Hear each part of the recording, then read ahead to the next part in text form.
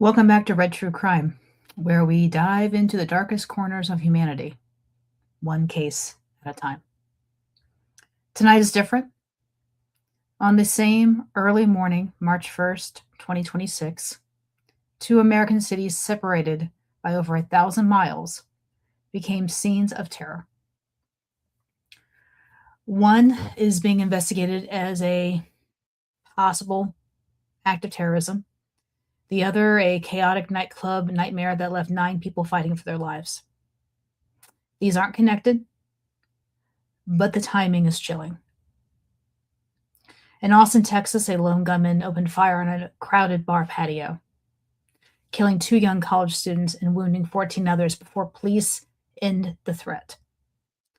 In Cincinnati, Ohio, inside a packed music venue celebrating a DJ's birthday, gunfire erupts from within the crowd. No deaths, but pure pandemonium. Grab your headphones, turn down the lights, because tonight we're unpacking both stories. And if you're new here, hit the subscribe button and ring the bell. We cover the cases the mainstream glosses over, and we're going to begin right here.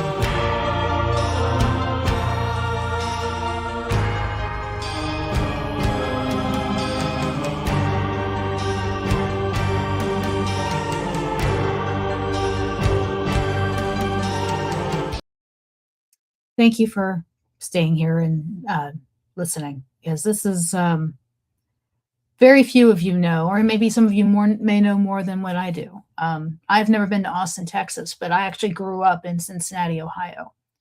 And the location where this mass shooting happened, I've actually been there. But when we get to that story, we'll talk about that.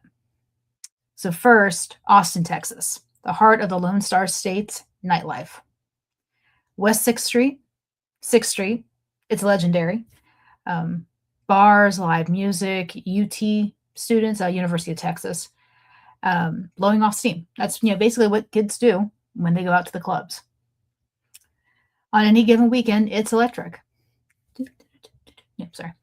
But around 1:58 a.m. on March 1st, 2026, that energy turned deadly. So that turned deadly. The target, Buford's Backyard Beer Garden, a popular spot right at 6th and Rio Grande. Outdoor patio, people laughing, drinks in hand. Witnesses later described a black Cadillac Escalade slowly cruising past once, then twice, like the driver was scouting. Could be looking for parking, who knows? Yes, people do that. But then it stopped. Hazard lights flash on. The window rolls down. Gunfire. A pistol first. Rapid shots into the patio crowd. People scream, duck, run. But the shooter isn't alone. I'm sorry, the shooter isn't done.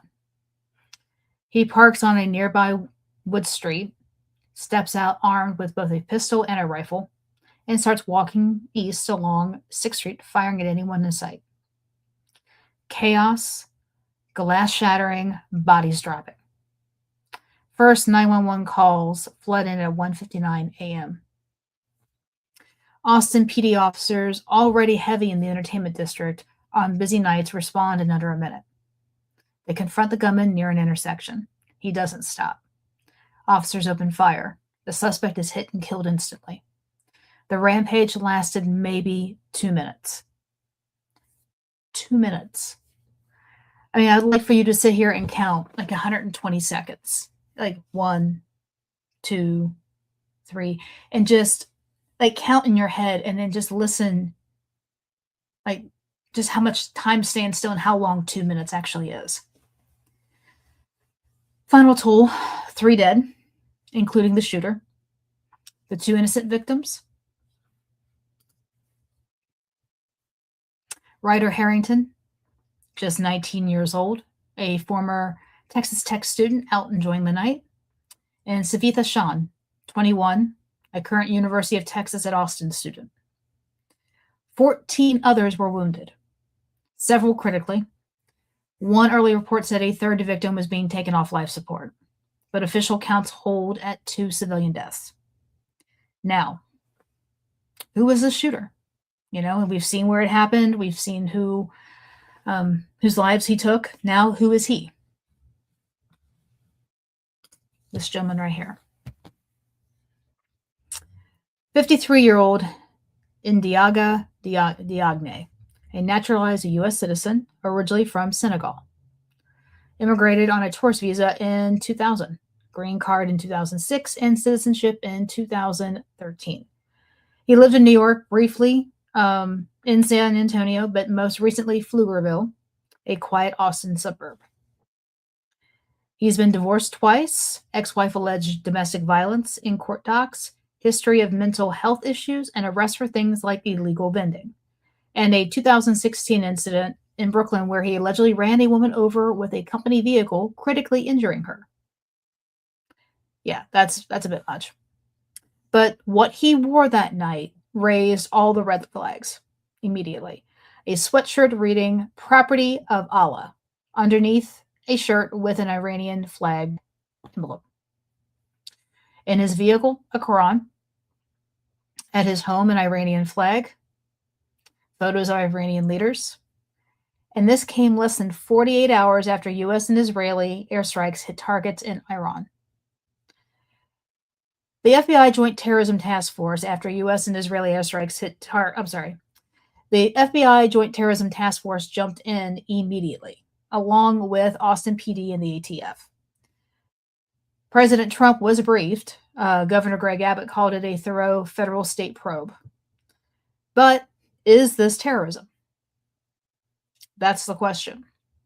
A hate crime, retaliation, or something else entirely like untreated mental illness exploding into violence. You know, these are all options here. Officials stress Diagne was a lone actor. No confirmed ties to any group. He wasn't on anybody's radar, but those indicators in his vehicle and in clothing, they scream potential nexus to terrorism. The investigation is still active, and searches of his home and car are done, and motive is still pending. But for the families of Ryder and Savitha, motive won't bring them back. Yeah, motive will not bring them back. I can't imagine what their families are going through. I really can't. I just can't.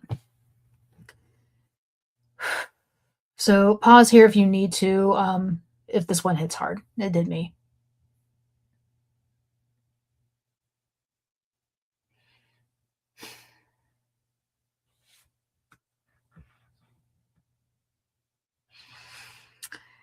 Okay, so let's go ahead and shift gears to the Cincinnati incident, which happened the same exact night, roughly the same hour, but a very different story.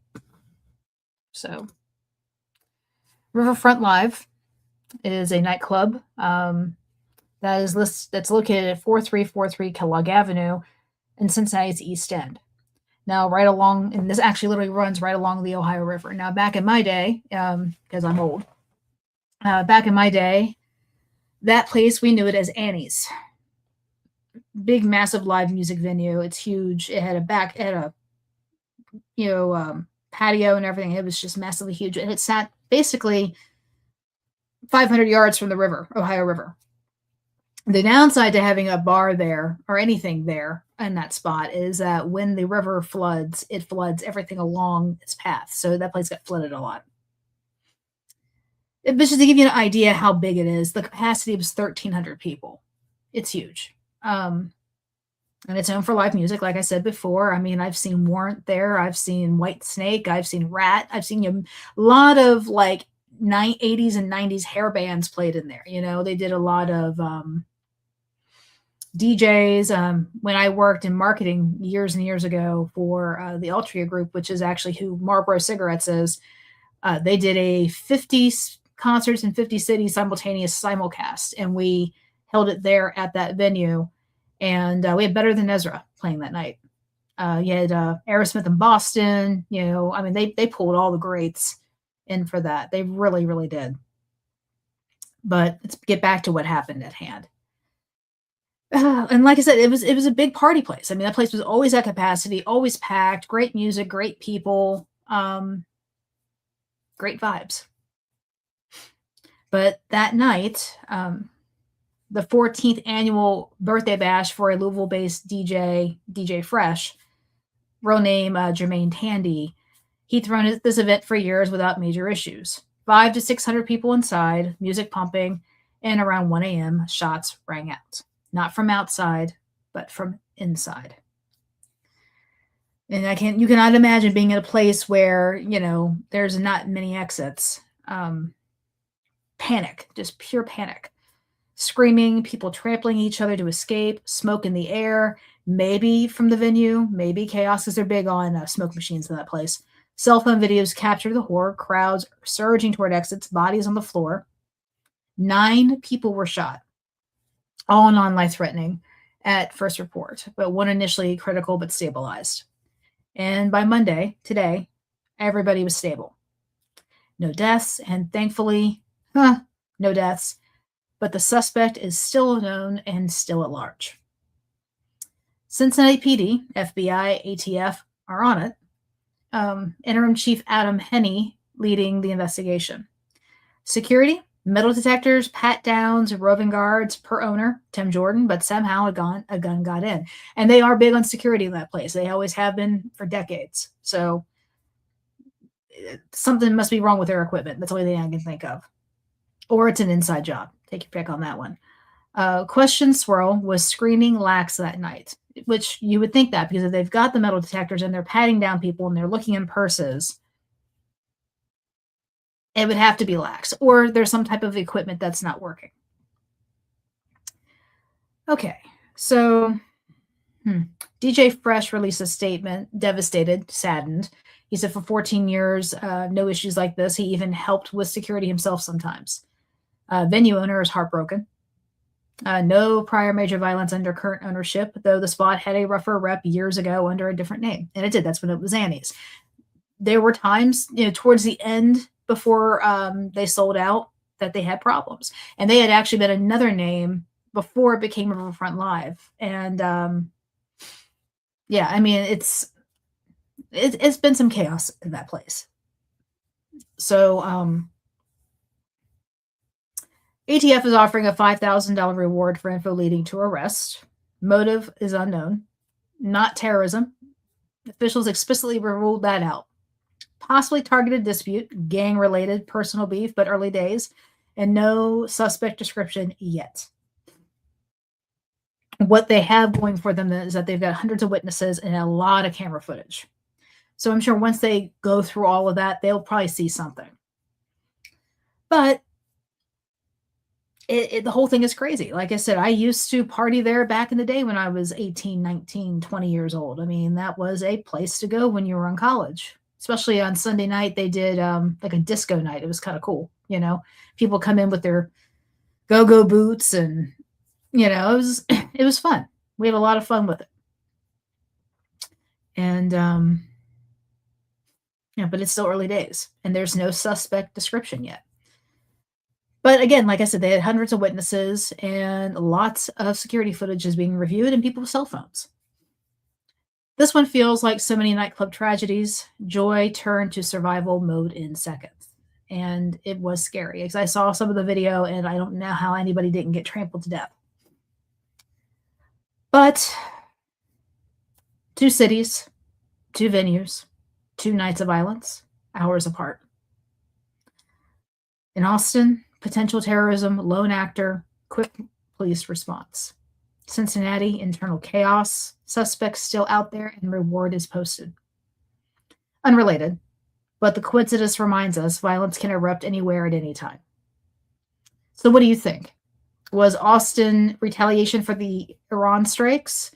Could Cincinnati have been prevented with better security? Drop your thoughts in the comments and like this video if it disturbed you at all. And share if you want justice for the victims, of course.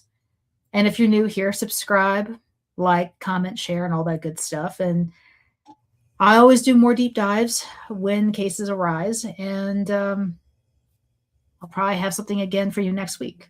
But until then, stay safe out there. And like I said, sometimes it's almost not worth going out to the clubs anymore. But until then, stay safe out there again, like I said. And this is Red True Crime. Peace. Bye, everybody.